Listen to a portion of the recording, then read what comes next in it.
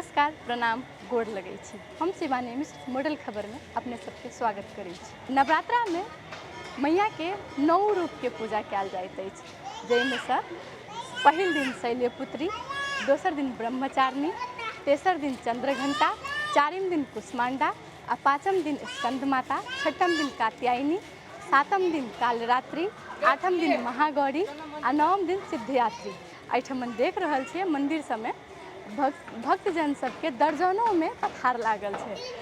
आइ हम हुनका सबसँ बात करब जे हुनकर सबके पूजा के लऽ के की उत्साह छै, हुनकर सबके पूजा के तैयारी केहन चलि रहल छै। अपने के शुभ नाम? हमर संगीता देवी रहा। संगीता जी, दशमी के तैयारी केहन चलि रहल है? अपने दशमी के तैयारी बड़ धूमधाम से चल रहा है। अपन के यहाँ मिथिला के हमरा सबके बहुत बड़का पावन होइ छै दशहरा, जे राजदेवी मंदिर, बोधि माता, अमरखाना माता सब में धूमधाम से हर जहाँ माता के पीठ से तहाँ सब तर हर धूमधाम से मनायल जाइ छै। ये हमार सबके मिथिला के बहुत बड़का संस्कृति छै, एकरा जोगाए पड़ते आ बड़ी बढ़िया से धूमधाम से हम मनाबै छी। खुशहाली छै, बड़ी धूमधाम से तैयारी भ रहल है। सब मंदिर एकदम बढ़िया से सजायल गेल छै। बड़ खुशी के बात छै हमरा सबके मिथिला के, अच्छा बात छै। नवरात्रा व्रत केने छी कि? जी हम नहीं करे छी, हमर घरे दीदी करे छथिन, हमर जेठ जी करे छथिन।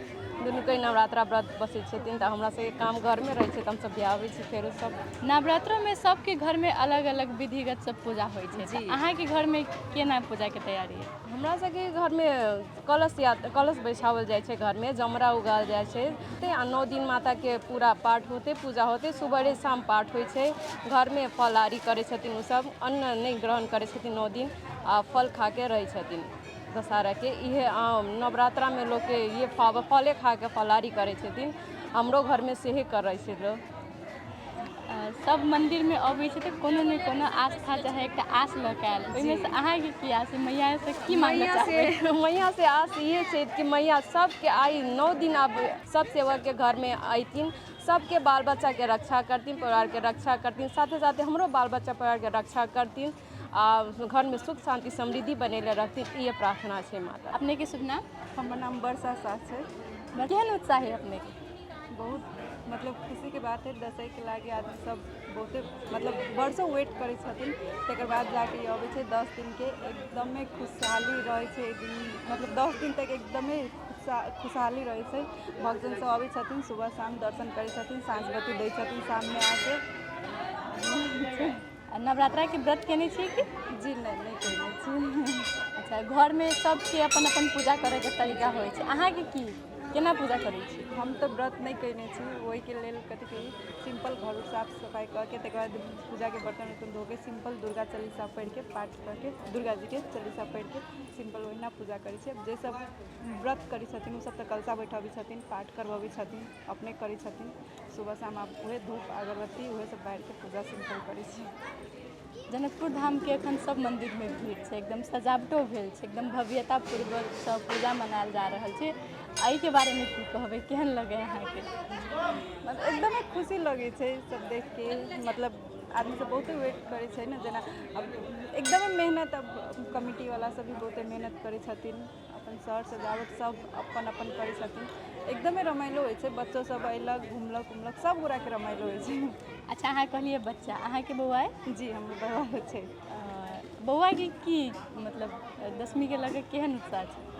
बच्चा के तो मेन तो हमर बच्चा छोट छै, 2-3 साल के छै, तो अपन झूला उला देखलक तो एकदम खुश भ गेल, झूला झूलब कह के वही में खुशी रहे छै। अपने के सुनना? इंदु मिश्रा। इंदु जी, अपने की पूजा के तैयारी केहन है? बड़ सुंदर है। आई शैलपुत्री के पूजा छै, बहुत बढ़िया से यह है सुविधा। बहुत घर में कलशा बैठे छी, पूजा पाठ करै छी, हम माता रानी के नियम निष्ठा सब करै छी, शुभकामना मनाबै छी। व्रत सेहो करै छी? व्रत सेहो करै छी 9 दिन पे? 9 दिन आई कैली, अष्टमी नवमी फर्स्ट दिन कैली व्रत। नवरात्रा में कुमारि सेहो खुअबै छै, तऽ अखन कुमारि के पूरा खोजी में सब लागल रहै छै, तऽ भेटैया कि नहीं समय? भेटै छै, कुमारि भेटै छै। कुमारि के व्रत कैली तऽ भेटल भोज में माता के भेटै छै व्रत में। सबके पूजा करे के अपन अपन सबके अपन विधि तरीका है। अहाँ के की? हमर अपना घर में कलशा बैठैली, बढ़िया से भगवान के पूजा कैली, माता रानी के दर्शन कैली, दर्शन करके अयली, फिर घरे गेली पूजा पाठ कैली। अपने के सुनिए? पूनम यादव। दशमी की पूजा के तैयारी केहन छै? जेना सब दिन चले छलिए वैसे नीचे से चले थे। कलश उलश आगे घर में कलश बैसेलिए, नहा धोआ तब मंदिर अयली, मंदिर में माता के आरती के सब तैयारी कैलिए। हम तो नवरात्रि रहे छी, जे दिन नवमी होते ओहि दिन 9 कुमार कन्या के भोजन करेबे, भऽ गेलै माता विसर्जन भऽ घर में कलश स्थापना केने छियै कि नहीं? गेलिए। और एकदम देख रहल छी भक्तजन सब पूरा एकदम पठार लगा के आबि रहल छथि। मैया के लऽ कऽ अहाँके मतलब की आस है, हम की मांगू मैया से? मैया के लग हमरा बहुत विश्वास है माता पर। हम बच्चे से पूजा पाठ माता के करै छी, माता के श्रृंगार भी हम ही करै छी माता के। ओहि के लग माता पर हमरा एकदम विश्वास है। मतलब आशीर्वाद में की चाहे छी मैया से? माता तो सब कुछ देनी है, अब कथी चाहिए, बच्चा सब निमन भऽ जाए, जो बच्चा है दोनों पढ़ लिख के बढ़िया भऽ जाए, और कुछ नहीं चाहिए। अच्छा, मैया के जो भोग लगे छै, ओहि भोग में की सब रहे छै? हलवा पूरी खीर, 5 रंग के फल, सब दिन ये बने है, पुओ बने सब कुछ। अहाँ कुमारि कन्या खुआबै छी कि नहीं? हम सब साल खियाबै छी, घर में भी खियाबै छी, एतहु खियाबै छी, मंदिरों में। अपने के घर में धिया पुता है? जी है धिया पुता। तो हुनकर सबके दशमी के लऽ कऽ की उत्साह छै? हुनका सब इधर पूजा पाठ कलन, धूमधाम घूमलहुँ फिरलहुँ विश्वास छै। बढ़िआँ बढ़िआँ भगवानके भोग लगै, तस्मै भोग लगलै, हलवा भोग लगलै, पूरी भोग लगलै भगवानके।